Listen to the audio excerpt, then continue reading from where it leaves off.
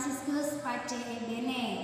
Hari ini kalian ketemu lagi dengan Ibu Marcel untuk pelajaran biologi. Nah, tujuan kita untuk belajar biologi hari ini adalah untuk pengenalan alat-alat lab. Oke, anak-anak, di sini Ibu akan mengenalkan beberapa alat lab yang biasa kita gunakan dalam proses pembelajaran secara keterampilan atau praktikum yang kita lakukan di lab, ya.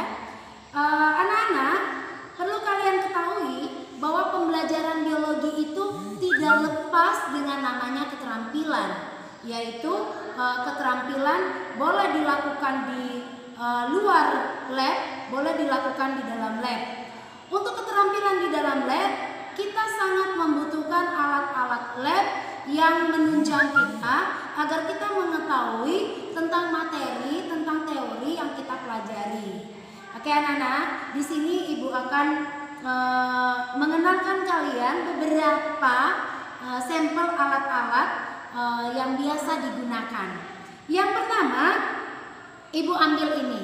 Ini merupakan kaca pembesar. Jadi kaca pembesar ini untuk melihat benda yang kecil. Jadi kalau kita tidak terlalu jelas melihat, kita menggunakan ini. Jadi kalau bahasa awamnya itu dikatakan kaca pembesar. Tapi kalau bahasa dalam lab ini disebut dengan loupe, ya, loupe. Terus yang kedua ada alat ini. Pasti semua sudah tahu kan? Kalian di SMP sudah belajar ini. Ini adalah mikroskop. Nah, mikroskop di sini yang kita punya di lab ini ada dua, ya. Ada mikroskop cahaya dan ada mikroskop listrik. Apa bedanya dari kedua ini? Bedanya adalah energi yang digunakan, ya. Kalau ini menggunakan energi cahaya, yang satunya menggunakan energi listrik. Ibu tidak letakkan di sini. Nanti setelah kita tatap muka Ibu akan tunjukkan. Jadi sama mikroskopnya, cuma beda ukuran, beda energinya. Kemudian pada saat kita menggunakan mikroskop, kita akan membutuhkan alat untuk bisa melihat. Jadi ini di sini ada lensa, ya, untuk kita melihat. Kita letakkan mata seperti ini disebut dengan lensa okuler. Kenapa okuler? Untuk mata. Sedangkan yang ini objektifnya ini banyak. Ini disebut dengan lensa objektif. Ini lensa objektif. Jadi tinggal diatur di sini. Perbesaran itu macam-macam. Ada yang perbesaran 100, ada yang perbesaran 10, ada yang perbesaran 40, tergantung dari kita. Kalau kita mau melihat yang paling kecil pakai ukuran 10, kalau mau lihat yang sedang pakai ukuran 40, kalau mau memperbesar lagi pakai ukuran 100. Kemudian yang berikutnya di sini ada pengaturannya. Ini pengaturan untuk menaikkan, ini menurunkan, melihat lebih kecil lagi, lebih jelas lagi, turun.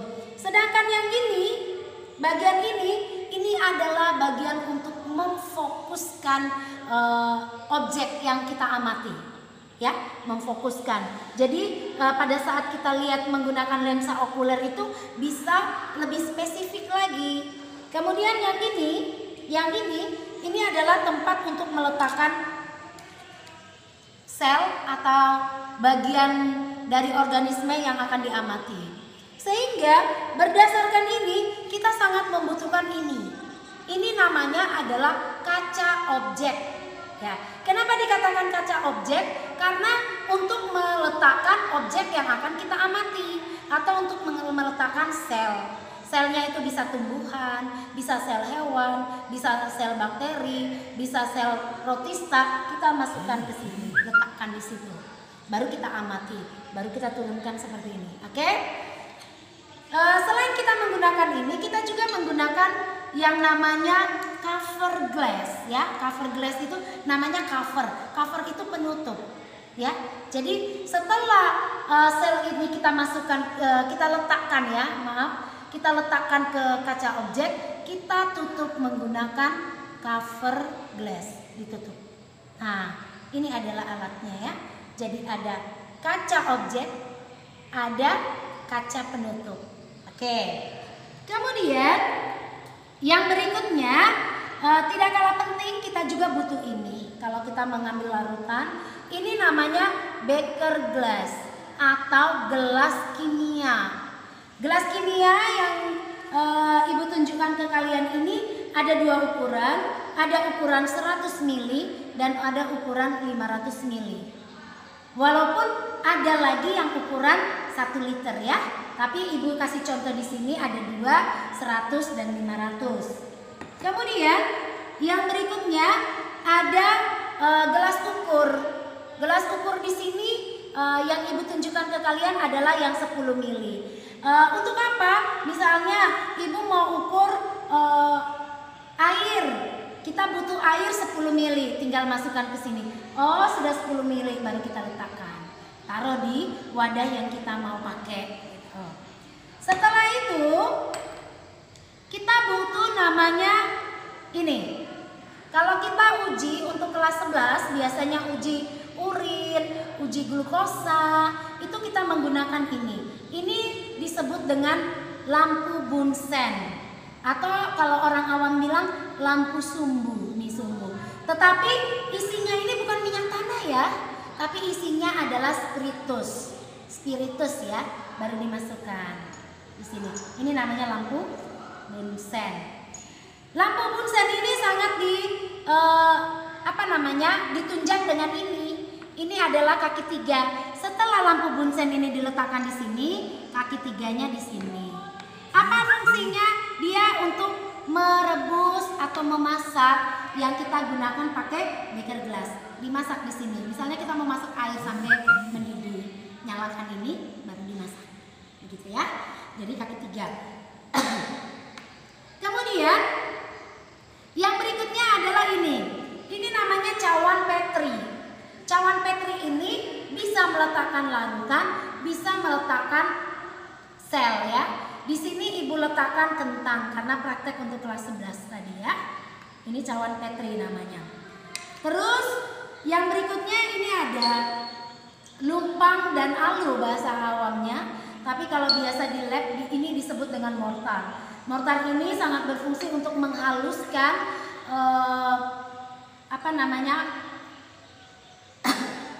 menghaluskan bagian-bagian baik makanan, baik bahan-bahan yang akan kita uji ya. Bisa kalau kita uji makanan bisa nasi, bisa kentang, bisa roti, kita haluskan di sini. Terus yang berikutnya yang ini. Ini namanya Erlenmeyer ya. Erlenmeyernya ini bisa kita masukkan air, larutan dan lain sebagainya. Taruh di sini ya. Kemudian ada pipet tetes. Nah, ini pipet tetes namanya. Kalau misalnya kita butuh larutan 5 tetes, kita ambil tetes 1, 2, 3, 4, 5. Kemudian yang berikutnya ada ini. Ini namanya plat tetes. Plat tetes ini sangat dibutuhkan dalam uji makanan. Jadi setelah bahan makanan kita haluskan menggunakan mortar, ya kita haluskan, kita ambil menggunakan spatula. Ibu kasih contoh spatulanya. Kita ambil menggunakan spatula yang ini, kita ambil dari mortar, kita letakkan di sini, ya itu disebut dengan plat tetes untuk uji makanan. Selain itu ada namanya corong ukur. Ini corong, misalnya kamu mau masukkan ke sini, takutnya nanti tertumpah-tumpah nih, kamu masukkan, ambil air, letakkan di sini. Oke. Terus yang berikutnya setelah corong ukur kita ada butuh ini. Ini namanya tabung reaksi. Tabung reaksi ini ukurannya ada yang besar, panjang, ada yang kecil. Sebenarnya harusnya ada ukurannya, cuma kebetulan di sini tidak ada ukurannya. Jadi Ibu tunjukkan perbedaannya saja ya. Ini bedanya. Jadi ada yang panjang, ada yang sedang, nih kayak gini. Jadi di sini ada 4 ukuran ya. Ini tabung reaksi. Kemudian yang berikutnya ada ini namanya, ini termometer suhu ya, untuk mengukur suhu tubuh kita. Setelah termometer, di sini ada preparat awetan. Ini preparat awetan. Jadi kalau kita tidak sempat membuat preparat, ini kita pakai awetan untuk membandingkan dengan preparat atau sel yang kita amati. Ini yang sudah jadi ya, kita tinggal amati di bawah mikroskop. Setelah itu, di sini juga ada pewarna ya, tapi ini adalah bahan di saat kita mau uji. Pewarnanya ini ada nama methylene blue dan ini adalah pewarna makanan warna merah. Oke anak-anak, itu yang Ibu kenalkan ke kalian beberapa saja untuk alat-alat lab yang biasa kita butuhkan dalam pelajaran biologi untuk keterampilan yang kita lakukan di dalam lab. Jadi sekarang silakan kalian amati yang video Ibu kirimkan ini, kemudian kalian buat dari alat-alat yang kita lihat, yang Ibu kenalkan ke kalian. Silakan kalian bikin dalam tabel ya, dalam tabel pengamatan. Satu, bikin nomor, nama alat, terus fungsinya untuk apa ya, masing-masing dari kalian buat dalam tabel. Pakai kertas folio bergaris, bikin dalam tabel, kemudian buat nomor, nama alat dan fungsinya. Oke anak-anak, itu adalah praktek tentang pengenalan alat. Oh iya, satu lagi Ibu lupa, yaitu ini. Ini adalah just lab ya. Jadi kalau kita praktek di lab itu wajib menggunakan just lab ya.